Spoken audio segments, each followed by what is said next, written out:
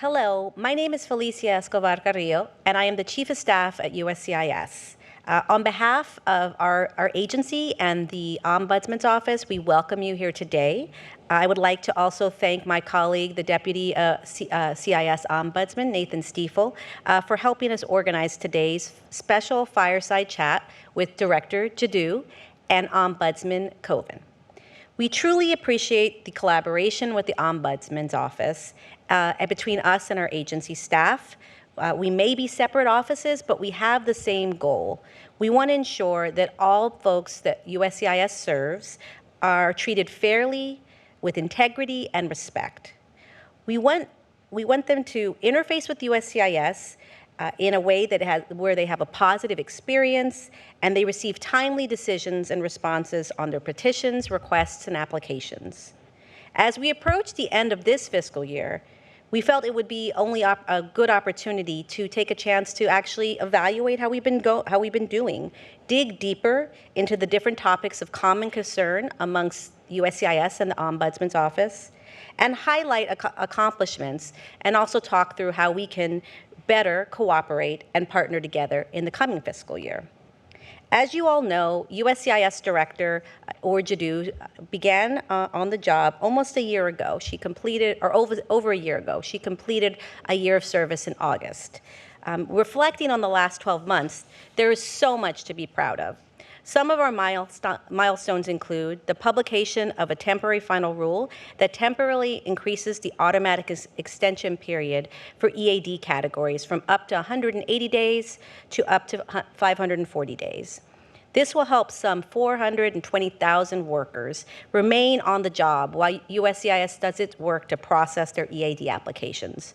We know this benefits not just those individuals and their families, but their employers and our greater economy and the communities which they interact and live in.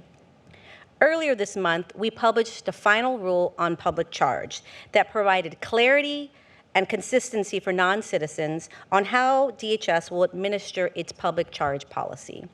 Through this effort, USCIS is seeking to reduce chilling effects and confusion among both non-citizens and US citizens alike. In August, we published a final rule that preserves and fortifies the DACA policy, which will go into effect on October 31st. We've reduced our naturalization pending queue by some 40%. From January 2021 to August 2022, despite being in a continued pandemic posture. We were able to do this through the hard work and dedication of our workforce, but also by employing innovations, including how we do our interviews. We have indeed conducted over 150,000 video interviews for the N-400 process. On the refugee and asylum front, we have admitted more than 21,000 refugees this year and completed over 36,000 affirmative asylum cases. This is a testament to our continued dedication to delivering on our humanitarian mission. During Director Jadu's time here at USCIS, we've also stepped up our national engagement posture and our local engagement posture. We've held some 114 national engagement and more than 3,600 local, virtual, and in-person engagements with more than 151,000 attendees. This is work to be proud of. We know we have more work to do. And as we continue the conversation of the work ahead of us, Director Jadu and Ombudsman Coven will delve deeper into these accomplishments and acknowledge the challenges we still face. And so with that, I will turn it over to Director Jadu and Ombudsman Coven to lead us in a wonderful and fruitful discussion. Thank you all for being here. Thank you. Thank you, Felicia. That was a really wonderful introduction, and I'm really excited to be here, Phyllis. It's wonderful. Our relationship has just been more and more fruitful by the day. I think we're in a really strong and collaborative relationship, and hopefully that is resulting in the people that we both serve improvements in the things that they need. So I'm really grateful for that strong relationship, that partnership we have. Yes, absolutely, and thanks so much for taking the time to do this chat with us today. Absolutely. Yeah. Thank you. Well, I thought I'd start with a question for you. This is particularly unique and somewhat unprecedented to have someone of your caliber and your experience and your skill to be in this role. You've had a really distinguished career in immigration at DOJ, Legacy INS, and of course USCIS. You've brought perspective from your work overseas within the United Nations. At USCIS, you were in charge of some of our biggest field offices, and notably, you're now the politically appointed USCIS Ombudsman, and that's someone coming from this agency and a long time at this agency. And I thought it would be really helpful for folks to understand how that experience, all those skills, all those experiences have helped you in your current job. What is it that is helping you to fulfill your statutory mission as the Ombudsman today? What are some of the advantages of having that background? Perhaps some disadvantages in having that background. I welcome some discussion about that. Oh, well, thank you so much, and thank you for that, your kind mentions. Well, there's no question that I think whenever you're in a position such as an ombudsman that really has as its goal giving advice or insight to an agency, that it's good to have had some external experiences, organizational experiences, which I have had with DOJ, with the UN, with ICE. And I guess too, maybe it's fair to say it's kind of a perch that I'm accustomed to, in the sense that first at the Department of Justice, I really served as a liaison between the White House and the National Security Council on INS issues, and in doing so, I needed to know and understand the position of the agency and the accomplishments and the challenges they faced. I've done several reform initiatives, asylum reform, detention reform at ICE. I did the same thing over at the UN on resettlement. So from that perspective, I guess I'm a bit of a change agent. But there's no question that my internal experience and understanding the agency, its leadership, and the complexities of the agency has been really beneficial. And I'm not the only one in my office who has that experience. Indeed, I have folks working with us who have experience both from headquarters and the field. And I think that gives us really special insight into the challenges that the agency faces every day, what it's like to look at a full waiting room full of people, and also the pressures that people at headquarters feel from some of the changing demands that happen here in Washington. So that's been very useful. I think I have a keen appreciation for that it's always a big ship to turn around, or, and everything you do, it's one thing to go through the formal processes as you have of changing policies and going through regulatory processes. Then there's the equally daunting task of making sure that the field understands the guidance that you've sent out and implemented it. So I know even during your short tenure, relatively short tenure here, you've really had made a tremendous difference and really navigated all sorts of policy changes along with financial insecurity and the COVID pandemic. And all I can say is that we're really pleased to be able to support you in that and to contribute to what you say is very much our mutual goal of furthering and bettering the immigration system and assisting individuals who are using it in getting to the right place. Thank you, Phyllis. I completely appreciate the point that having that experience from the past in the agency has proven so beneficial for you. I only spent 2.5 years previously in this agency, but it certainly gave me a little bit of a head start in understanding the agency and being able to come in and feel more at home and able to do my job in a better way in this new role. So I can appreciate that point. And if I also can add, I was away when the Ombudsman's office was first created, but I've really come to appreciate the wisdom of our statute and the fact that we have this very special 3-part mission. We do casework, and even though we can't adjudicate cases and we can't really make an outcome happen, we can facilitate fairness and action by the agency, and we hope to do that. And then I think you also know we do very expansive stakeholder engagement, and I've always been a believer that the people that use systems often are the best people to help you fix them, along with identifying the problems that they're experiencing. And those two functions really inform our third function, which is preparing and identifying recommendations for addressing systemic reforms.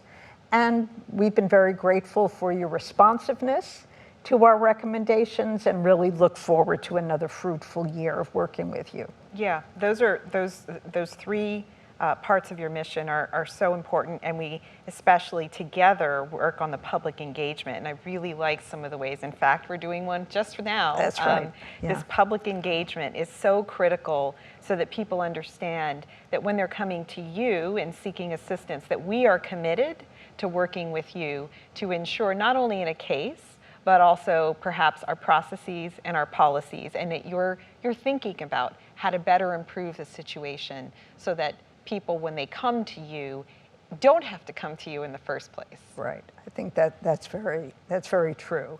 Yeah. And I think it's really beneficial that many of my folks have worked for the agency, so they understand the challenges the agency faces. And I try to encourage us making really actionable recommendations as opposed to pie in the sky things that we know can't be fixed. What do we think can be fixed? Exactly. But anyway, you came to the position of USCIS director, having already served as chief counsel as well as lead of the Biden administration's transition team, and also having taught immigration law and policy for many years. So I'd imagine that many of the challenges the agency is experiencing you might have expected.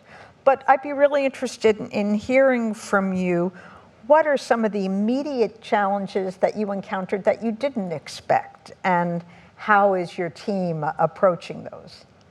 So I really, that's a really good question. I walked in at a time when we were still experiencing COVID at a pretty decently high rate.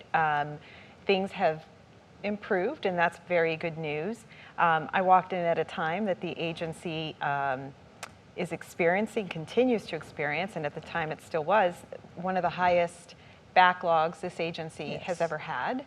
I also walked in about a year and some just after financial crisis of the agency that caused a hiring freeze, so attrition was not replaced. So a pretty difficult time, and I have to say that to this day, despite the financial crisis being behind us, I still feel the reverberating effects of that crisis. Yes. I feel it in the morale of our workforce, and we are constantly looking for ways to assure people that we are on the right foot and we are headed in the right direction. So those are some of the challenges that I walked into, and but certainly that is our focus. The big challenges are are at the top of our priorities now, and so we're looking at ways to ensure our fiscal management and ensure that we are not just solvent but strong, so that not only could we continue processing and do better at that, but also let our workforce know that everything's going to be okay at the agency, and this is not a place you want to leave. Also just trying to figure out how to replace all that attrition is so important, top of mind. Mm-hmm. Looking at ways to make decisions on processes and to ensure that they are focused and consider efficiency, so that we can try to get ahead of this backlog. It is enormous. It is a challenge. It has caused incredible spiked processing times that I know everybody is experiencing. But we have a lot of ideas and a lot of solutions, many of them that are already being put into place today. Very good, yes. And in addition to the issues you've raised, CIS has also undertaken enormous challenges of responding to emergency humanitarian crises with the Afghan program as well as United for Ukraine. Those are two enormous new initiatives. So what a year in from Afghanistan, what are some of the accomplishments and challenges CIS has identified now that Operation Allies Welcome has hit the 1-year mark? And same thing for United with Ukraine. What are some of the challenges and accomplishments that you see coming out of those two very special programs? Well, the most important thing is to be proud, and to be proud of our workforce and how they stepped up. I walked in, as Felicia stated, in August of last year.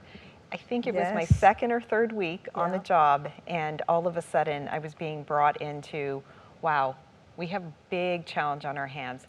We are going to have thousands and thousands of people entering the country quickly, and we need to facilitate their ability to work. We need to ensure that they could have an ID issued by the federal government. So our workforce stepped up. Over 250 people went off to the bases immediately. The 8 bases where thousands of people were situated as they waited for a more permanent solution. And there we essentially set up 8 field offices in a matter of weeks. And we processed tens of thousands of people to receive their employment authorization documents. And also set off the Social Security card, so they also had that in hand. So really an incredible thing to be proud of. I think it's 76,000 people received those employment authorization documents very quickly at a moment, of course, as I stated in the first question you had for me, we're facing enormous challenges. And being able to say, this is a humanitarian crisis, this is a whole of government effort that we have to do our part in, is just a testament to this agency, despite all that it's being challenged with. And the same thing goes for Uniting for Ukraine. Another incredible innovation by our agency in partnership with the Customs and Border Protection. CBP has been an incredible partner here. We have together created a program where tens of thousands of Ukrainians are seeking assistance, and we are helping here. So 2 incredible programs to be proud of as a nation, as an agency. But I have to say, these are the types of things that it is so important for our agency to get a hold of our day-to-day business and our day-to-day work, so that when these crises arise, we're available and it is not taking a toll on the work that we have to do every day. And that is the biggest challenge, especially now. So it is my hope and my goal to get us back to normal order. We don't have backlogs, where we don't have really long processing times. And the next time we have something that we need to step up to, we're not having to pull people off of that work. This is our goal. Yes, definitely. Well, I absolutely agree with you that the agency's work on Allies Welcome and also United for Ukraine is really something to be proud of. And at the same time, I think you know that our focus has also been in trying to provide recommendations to you as to how to work on the agency's everyday work and its backlogs. Yes. That was the theme of our annual report in 2022. We called it the avalanche of backlogs. And what that was really about was that we came to recognize that the backlogs themselves had sort of a snowball impact. Indeed. That when people were waiting longer than they should to get their cards indicating their status, they still needed to work. They still needed to be able to verify their employment. They needed to travel. And those needs created for the agency sort of secondary workloads. Absolutely. Or collateral workloads, and so that the detriment of the backlogs is not only on the customers, but also on the agency. Absolutely. So our report this year, as I think you know, was about how to approach some of those most meaningful pain points. Yep. both for the customers and for the agency. And we did a study about issues associated with applying for advanced parole, which people need to do if they need to go overseas for an emergency or otherwise before their card has come out. We talked about the process for accessing expedite requests. We also sort of did a piece on thinking ahead to how to approach the affirmative asylum backlog, which has sort of taken a second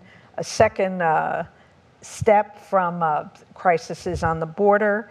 And we hope that some of our recommendations, both in our annual report and those that we do very frequently informally with you, have helped. You mentioned some of them earlier in our discussion about extending the periods for employment authorization and just being creative in figuring out how we can help people get on with their lives and relieve some of the anxiety which is caused by the longer processing times. That's right. That's right. Those are all very important challenges that have been highlighted, and I couldn't agree with you more that it's a snowball effect. Yeah. So every delay means someone is calling our contact center, and therefore someone else has to wait longer. Every delay might result in litigation. That's right. And now we have our attorneys and our Office of Chief Counsel busy with litigation, instead of focused on perhaps looking at questions of policy and legality to make improvements. So now they're just focused on litigation. We have our offices overwhelmed across the country with requests to extend and emergency advance paroles to extend.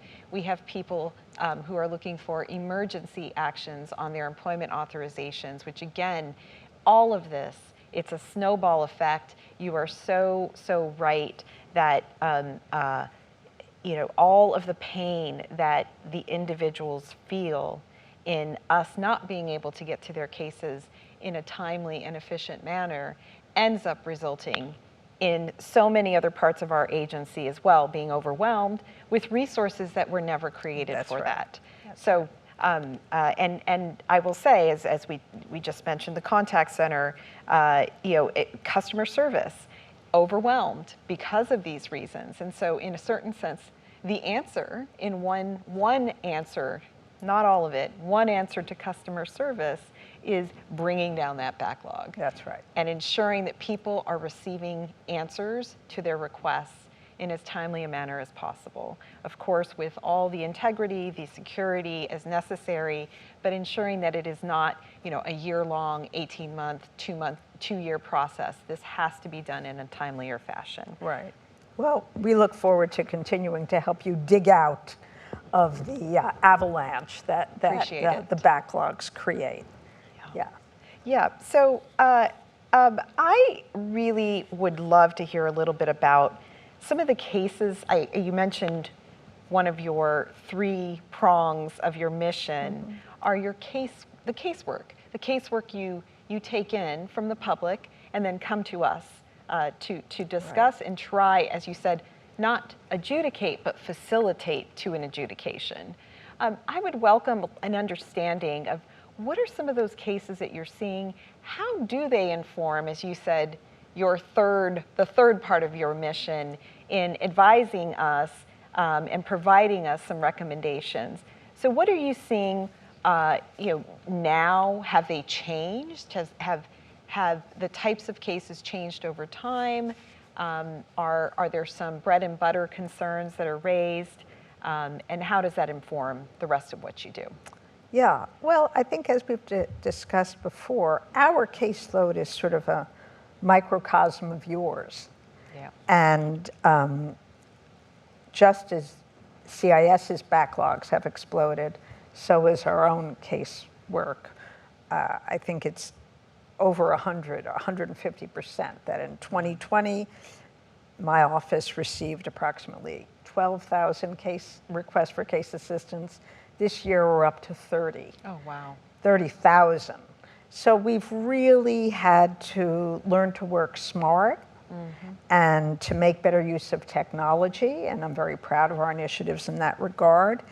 And we've had to prioritize what we can do for people. Right. We know that there's very little we really can do when someone's case is just outside processing time, because we don't want to necessarily ping the agency on that case, Right. which could cause further delays. Right. You know, every time we write over to the agency, somebody has to pull up a file and look at it and write back on a status. So That's right. sometimes it's really not smart for us to work on every case.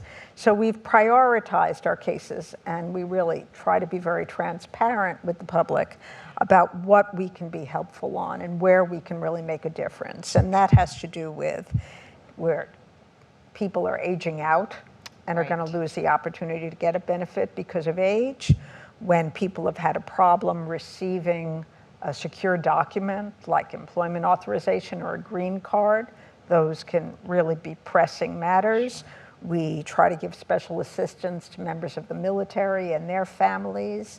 And another big area where we've done a lot of work this year is in making sure, sometimes there's a problem with the National Visa Center receiving notice of approved petitions that are necessary for consular processing. But I can say about 19% of our caseload this year had to do with a topic that I look forward to hearing some good news about during today's discussion, which has been the unusually high number of employment visas that have been available this year. You know, we made a recommendation, and we were very happy that the agency acted on it to put in place a process so that people could transfer or ask to upgrade their visa eligibility, the category for which they were applying. And I think people did that very robustly, and the agency responded to it. But about 19% of our cases were questions about that and concerns that sort of came up in the context of the new process. And I was very pleased that we were really able to keep you folks in touch with the trends and the issues that people were having problems with. We were able to provide your offices with 1,400 receipt numbers and ask them to track those cases and hopefully to take action. And we were really worked to try to clarify with the public some of the ins and outs of that process and some of the problems that evolved from it, and that we will continue to study. One that we're looking at and that we made folks aware of is sometimes principal applicants would be approved, but the beneficiary would not, and that creates different issues for the family as things move along. So that's kind of in a nutshell. No, your caseload is our caseload. It's true, and I won't. You know, with regard to the employment-based adjustments, you're exactly right. That was something we were seeing so much of, and I like you said, I'm really happy to report that we were able to, together with the State Department, we're headed to being able to issue every single visa for this fiscal year. As you know, as a result of COVID and the fact that consulates have not gone to full opening as they were pre-COVID, a lot of the family-based visas, many of them, were not issued overseas for family-based petitioners, instead rolled over to this year in our employment-based system. And we at USCIS process most of the employment-based visa numbers as adjustment of status that we receive. And so we received way more than we have ever done. We have accomplished really more than double the work that we have ever done. And this was, of course, a result of all the things that we learned in the last fiscal year, where we were climbing out of COVID, climbing out of a financial crisis. And even then, we adjusted really a lot more than we have ever done at that time, 50% more. So taking all that we learned in the last fiscal year and applying it to this fiscal year, we were able to surpass even that achievement.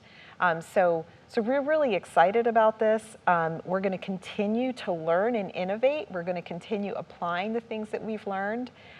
It was an incredible effort by many people across this agency. I can't tell you how hard our workforce was working on this, and we're so proud that we were able to do this. This is USCIS. Yes. We're provided a challenge, and I'm sure you know this, and we step up.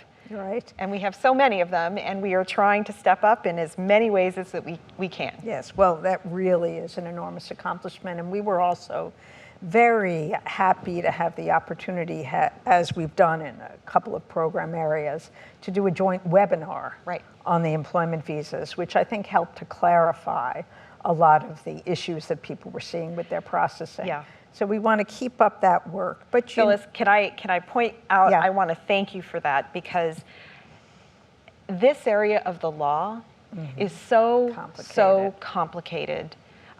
It is very difficult to understand the way it is implemented, and the reality is that it is not an area that we have the authority to implement. This is a State Department authority. We simply implement what they're deciding in the visa bulletin. So it is so complicated and such an esoteric area that has been around for decades. And to help to break down what the law means in day-to-day terms for the individual who clearly has been waiting years and years, the family is waiting. It is so important for people to understand the process and what it means for them. And I can't thank you enough for helping to break that down for people, because there is a lot of emotion, and I absolutely recognize the pain, the years of waiting that people, and many people continue to wait because of the caps that Congress has placed on this program, and for that matter, visas, with regard to employment-based and even family-based. Yes. So being able to give people insight into the limited number of visas that are available and how they are allocated by country under the law is so helpful. So thank you for that partnership. Yeah, we were happy to be able to do that, and this is an area where our office has worked for many years, and we run an interagency monthly meeting to discuss the progress on visas. And we were glad to be able to share that knowledge, and we're happy to help on that regard. But you know, you've mentioned the generic backlogs, the backlogs that the agencies experience in virtually all form types. And maybe you can tell us a little bit about your progress in attacking, I call it attacking the backlog, and dealing with the backlogs and those pain points, and also how you go about measuring your success in that regard. Yeah, this is something that pretty much consumes a big portion of my day-to-day work at USCIS. Most importantly to this is we've introduced some cycle time goals. And we are hoping for most of our major forms, 6 months, and some under than that time frame by the end of the coming fiscal year. And I have to say that we're on our way. So we are already showing progress. Let me just talk about this. The N-400, the application for naturalization. In December of 2021, the cycle time was 13 months. And as of July of this year, 9.6 months. So we think we're going to hit that goal. So that's just an example, and we're seeing that little by little in other forms throughout. We need the time to get through it. It is a big, big number. 8.5 million pending, over 5 million that are beyond those 6 month, those cycle time goals. So we have a lot of work. But I also want to note, how are we getting there? It's not just setting a goal for the agency, but I will say that setting goals is always the first place you go for anything you want to do. When you're ready, you have to set an ambitious but achievable goal. And we think we can get there. Some of the other things that we're doing, of course, hiring. I talked a little bit about the fact that we had a hiring freeze due to our financial crisis. And that was a freeze for about a year. So if you can imagine being unable in the middle of COVID to replace all those individuals who were leaving the agency for multiple reasons, retirements, whatever it was. So we hit almost 80% fill rate, so almost 1 in 5 jobs was not filled. The good news is, since we set these goals earlier this year, we have now hit very close to, we might have hit it in fact this week, 85%. So that's quite a bit in just a few months. And I'm happy to report there are a lot of people in the pipeline. As you know, the federal hiring process is not known for speed, but we have an incredible workforce at our human capital and training. They are working so hard, so hard. I worry about them. It's a lot of pressure. But they have so many people they've already gotten through, and there are many people on their way. So that's another thing. We're also taking a look at our policies. There are many policies. This backlog is, while it's unprecedented at the number, but this backlog has existed in the past, pre-COVID. And many times, some policy decisions are made without considering efficiency. So we are considering how is it that we can ensure a process that isn't slowing things down. If it's not based in the law, not based in sound policy or security or integrity, why are we doing it? Let's figure this out. We're also, as you know, more electronic filing and processing. That is an incredible efficiency. So to the extent that we can make better use of that, and we are doing more and more of that day by day. And I'm going to repeat it again, and it doesn't seem as connected, but having a strong financial footing. That is so important for the people who work here to feel that tomorrow their job will be here and feel motivated to continue in their job and feel secure. But it's also for the future to know that we will have the money that we need in order to have the resources to process. So the good news is Congress has entrusted us with some funding, which is not very common in appropriations, and I am very grateful for those who have helped us and supported us with the Congress to appropriate money. And we are also looking at a new potential fee rule for the future to ensure that we are living up to inflation, to ensure that we are living up to the needs of the agency and the things that are coming into us. Yeah, and we were very pleased to contribute to that effort this year by doing what we call a formal recommendation on your fee-for-service dilemmas. Yes. And the fact that the agency has a very prolonged and difficult process for establishing fees. The last time the agency was able to do that successfully was about 6 years ago, and of course, those fees are somewhat outdated, and we very much endorse the notion of the agency being able to get appropriated funds on a more regular basis, particularly for your humanitarian initiatives, which come up unexpectedly and very large. As you've mentioned, your work with Allies Welcome and United for Ukraine this year. We also recommended that there be some adjustments and some more study to your staffing and processing algorithms to make sure that they really better reflect how you're going to get to your processing times, and in particular, the fact that the fees don't account for all the work you have to do on the backlogs, because those services have already been funded, but hey, you've got these backlogs and you need to be able to clean them out in order to continue to function.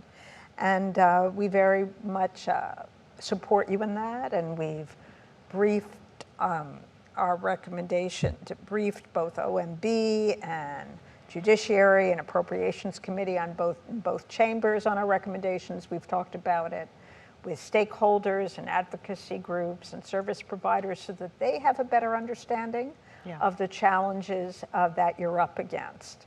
So we're pleased to continue our work really in support of you on that.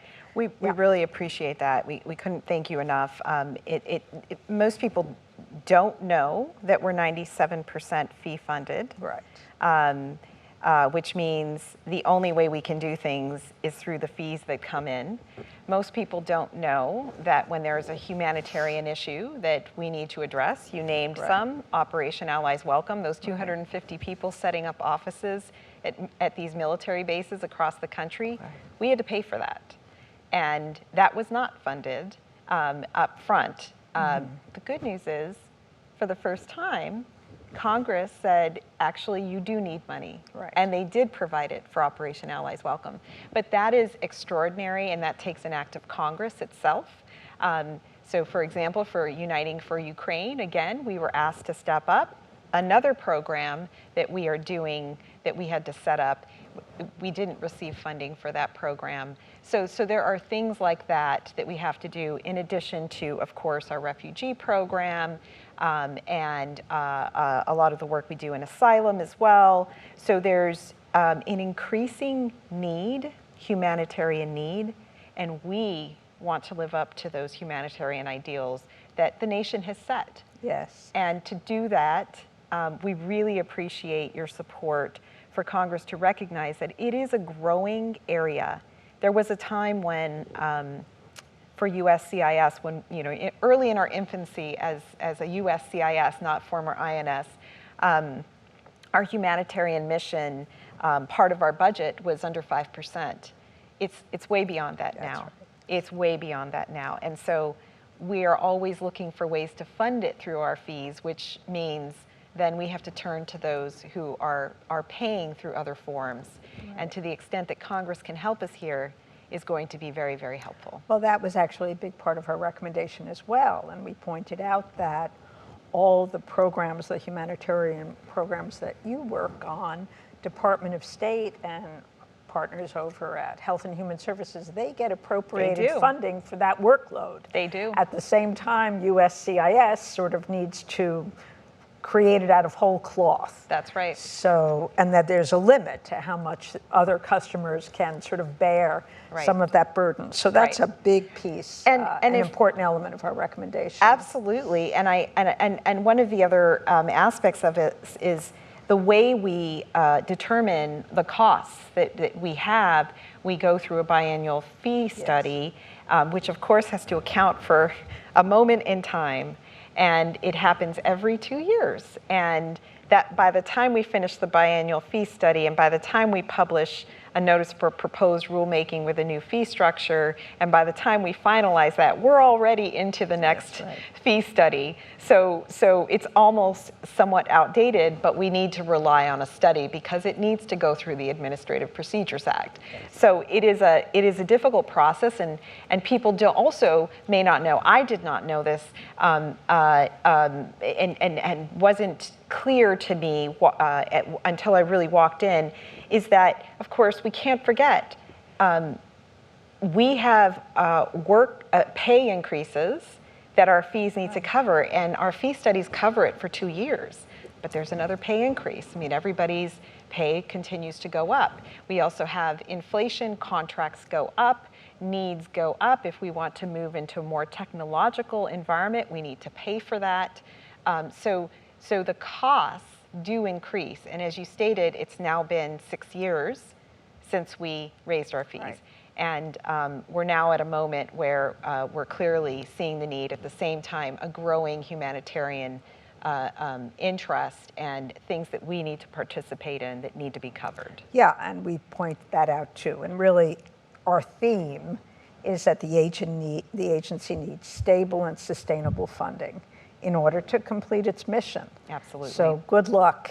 Thank you. In those, and we'll join you in those overtures to all the support making you that can provide. happen. Yeah. Well, you've done a nice job at bringing us up to speed on some of your progress you've made in dealing with the backlog and other issues. I know that customer service has also been a big area of your concern, yes, as it is ours. And I wondered if you could give us a little bit of an update on your initiatives in that regard and what you're doing to improve customer service. Yeah, and we started out by talking about our backlogs and how it has a snowball effect. And one of the biggest areas it has a snowball effect, of course, is in customer service. Yeah. The needs increase tremendously. So we have more need for expedites because an advance parole may take too long and someone needs to travel. Certainly they can wait 2 months to receive an advance parole. But if it's taking 10 months to receive or 1 year to receive an advance parole, very likely more emergencies will arise in that time period as they're waiting. So we have looked at that, and certainly it has become a tremendous issue. So really getting grappling the backlog is going to be so critical here.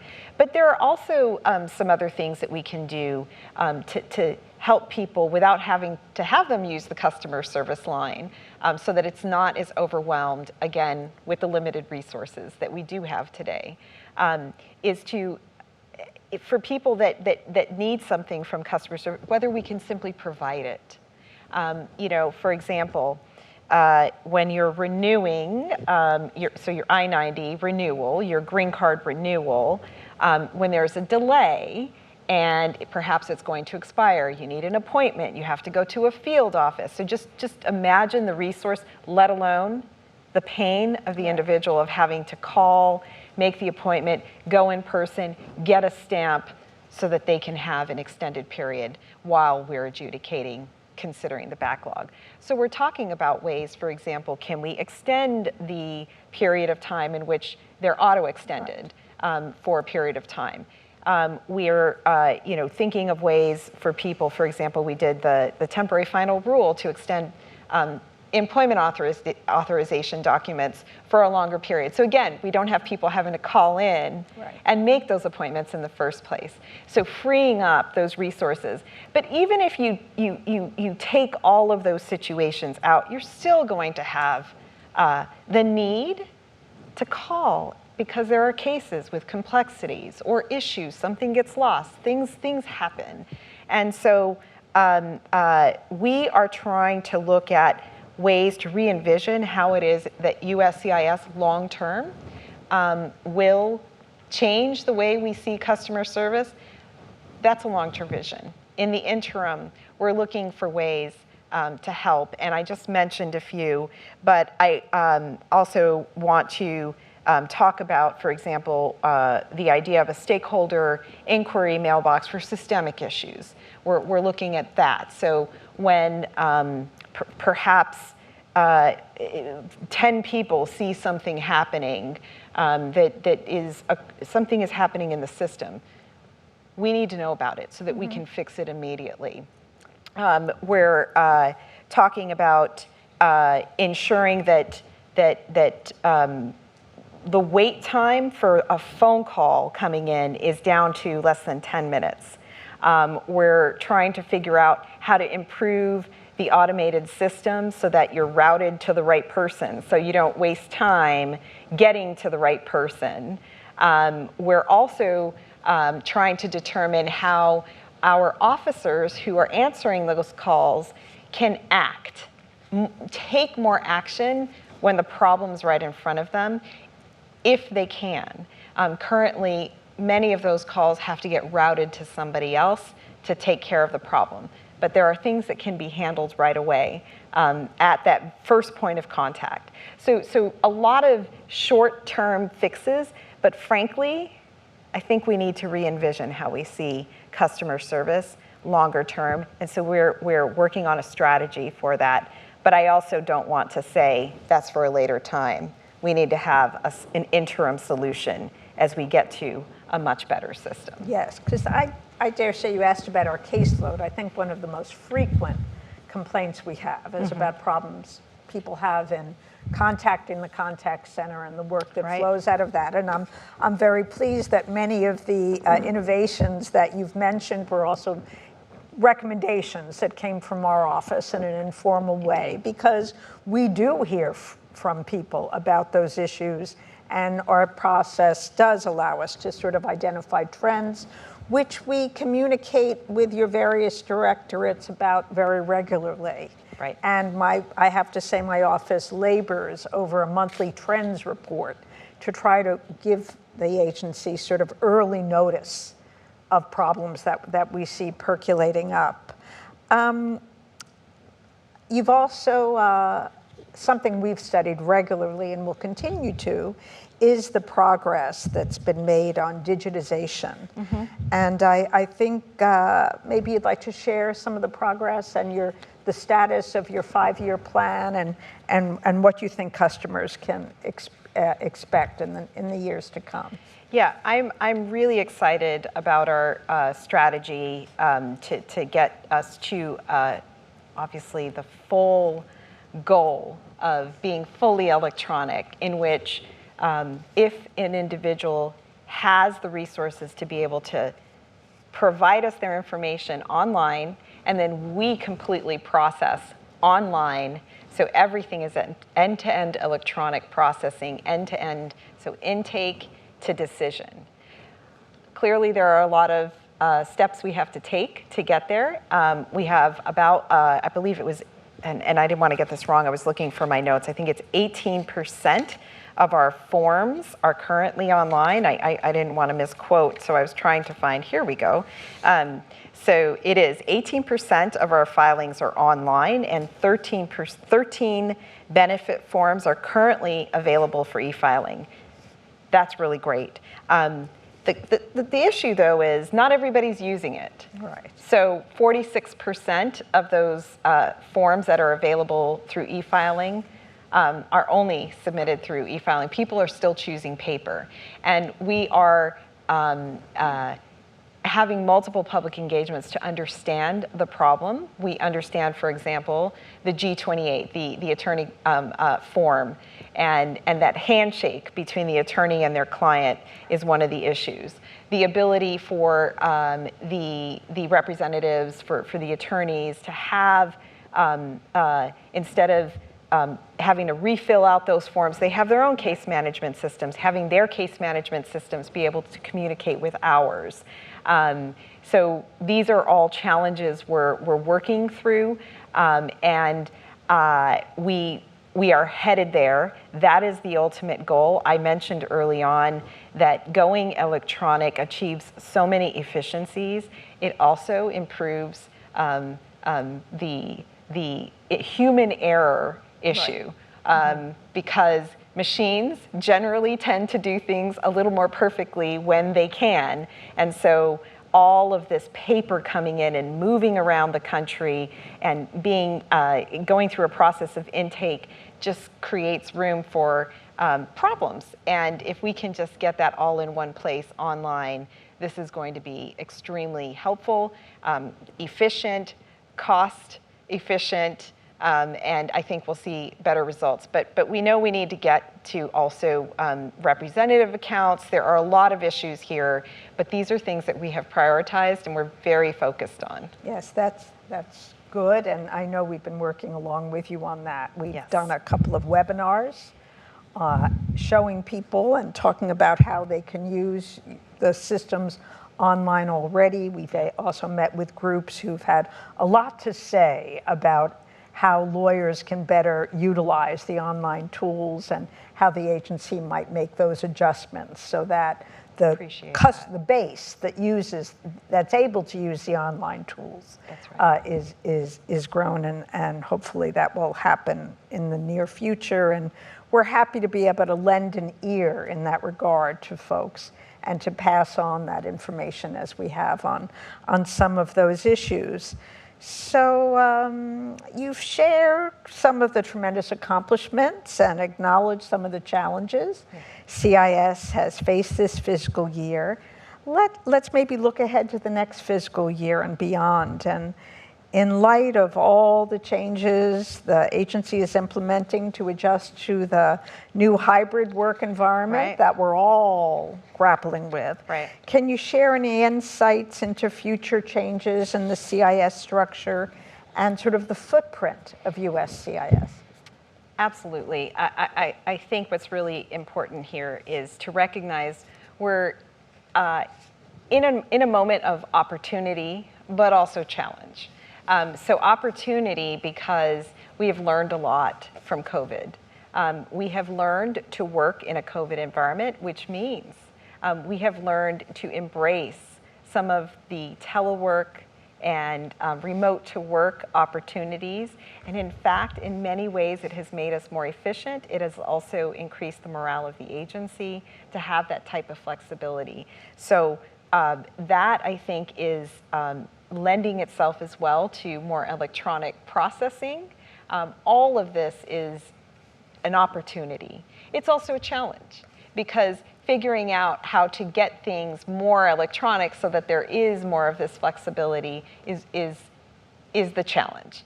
But we're going to get there. And of course, it's not knowing what the future holds for us with regard to COVID or any pandemic for that matter. But we want to be ready. We've learned a lot. And our workforce has been incredibly resilient through this. And that has been a positive. Of course, once again, USCIS comes through.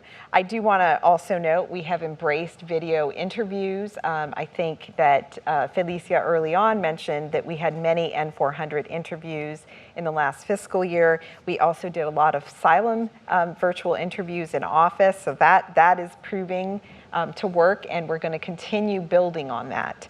But I want to also note that just because we are figuring out this new environment we're in and where we're headed as an agency, we still need physical locations. We still need, in cases where people need to come in and see us, they need to interview in person. So we are certainly opening up new offices in locations that need them.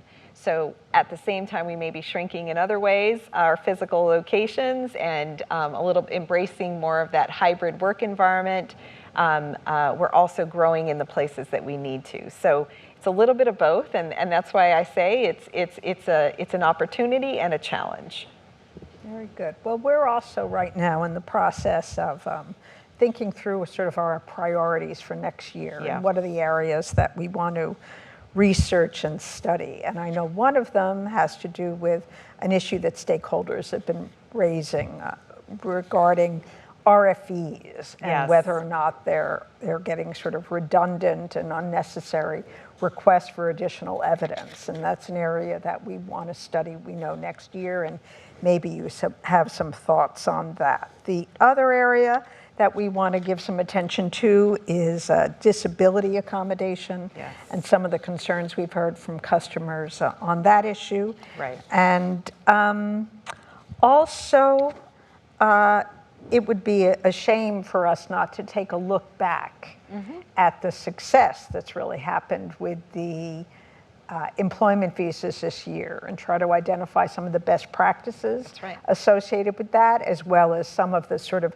unintended consequences, and sort of examine some of those issues. And we always like to do a study of digitization and how things are going in that regard. Right. So if you, the agency, we really welcome any thoughts you have as to how we could add value to what you're working on. And we also very much welcome our input from stakeholders about problem areas that they're seeing. You know, we try to, I think it's fair to say, stay in our lane, which is we don't do policy with a big P, we do it with a small p. Right. But one of, I think, the value added of our office is that we do have so many people who really understand the inner workings of the agency, and from that regard can try to identify where changes can be made. Yeah. I call that actionable. And those changes can really impact hundreds of thousands of people if they're done right. So again, we're very grateful for your responsiveness to working with us. And we think it's been a very fruitful year. Absolutely. I couldn't agree with you more. We have grown our public engagement quite a bit, but I know you have done the same. And you hear directly from people with Yes. cases in addition to the public engagement that you do. So being able to take advantage of that, hearing directly from, as you stated at the very beginning, the people going through the system, they know it best Right. from their perspective, and being able to understand the things that they are experiencing But then you have the advantage of having so many people who've also worked at USCIS in your workforce and being able to understand then the perspective of the individual going through the system, the perspective of the agency, and how it can solve the problems of the people that we both serve. So I want to capitalize on that and continue doing that with, as you mentioned, RFEs. Certainly, I would like to analyze what are some of those trends, how can we make improvements, how can we do some more training, what are the issues exactly that are happening with that. I do want to say that I'm excited for the agency's approach. We want to be accessible. We don't want to cause bureaucracies. We want to be open. And with regard to accessibility, we want to ensure that our field offices are certainly providing the accommodations for people that need the additional accommodation. And so our Office of Equal Opportunity and Inclusion is working very closely with our field offices to ensure that those requests coming in are dealt with in the way that is appropriate. And we have a pilot in place to do that even better. We also have an e-referral button right on our website that people can click on very directly and reach their field office and say, I need this accommodation, and the field office works with our Office of Equal Opportunity and Inclusion to resolve those questions. So I am excited for the future of the agency, where it's going, but again, hearing all of the things that you're seeing from your casework to your public engagements is just really feeding in and helping us do better. Well, good. We're glad to continue to support you in that regard and really appreciate the collaboration we've established over the last year, and that I'm sure will continue to, and to serve the agency and its customers. I think that the administration's goal of reducing barriers to accessing immigration benefits so squarely aligns with the Ombudsman's mission, and we're really pleased to be able to continue our work together in that regard. And good luck for the next fiscal year. Well, we'll need all the all the help we can get, and we are always so appreciative of everything that you do at the Ombudsman's office and your entire team there. And I can't thank you enough for our enduring partnership. I want to continue growing it, hearing the things that you hear, and so that we can make more improvements. I think we're headed in the right direction. We have some incredible priorities set out for this year. We're making progress, but we have a lot to go. That's the most important part. We can say and declare some accomplishment, and that's wonderful. We have done a lot, and I am so proud of this agency and everybody that stands behind it in your office. But there is a ways to go. We need to continue to ensure our fiscal solvency. We need to continue hiring, improving our employee morale. We need to get at those efficiency measures. We need to stand for our humanitarian ideals and continue pushing on those humanitarian ideals, and ultimately also doing more of this, having more public engagement, having stronger customer service, so that we can be in better touch with the people that are going through the system, and we can make better policies and processes that work for all. Again, happy to support you in that. Thank you. Okay, thanks. I wanted to say thank you so much to you, Director Jadu, and to CIS Ombudsman Coven, Chief of Staff Escobar Carrillo, and all of our USCIS colleagues for coordinating today's discussion. What a great opportunity for all of us. I think this dialogue really underscores the collaboration that we've built as two entities, and the complementary nature really of our work, and how we work together every day to support those going through the immigration process. As Chief of Staff Escobar Carrillo said earlier, our teams have a shared goal, really, to ensure that all who interact with the agency are treated fairly, with integrity and respect. And specifically here within the CIS Ombudsman's Office, we see our mission truly as one that supports both customers seeking benefits and the agency itself. This past year, we've worked together to address many difficult challenges, but we know there's still much work to do. And you mentioned, Director, that it's a moment of opportunity and challenge, and I think that's correct. I do. I see a lot of opportunity, but a lot of things we need to work on together to get through. But through the continued cooperation that we have and helpful input from our stakeholders across the country, we're really looking forward to the coming year and the opportunity to continue to support the agency and those going through the process. I did just want to mention, if you're watching and would like to learn more about the CIS Ombudsman's Office and our case assistance services, please visit our website at www.dhs.gov/case-assistance. Again, a huge thanks to our USCIS colleagues for hosting today's event in this beautiful facility, and we look forward to furthering our joint goal of eliminating barriers to our nation's immigration system. Thank you all.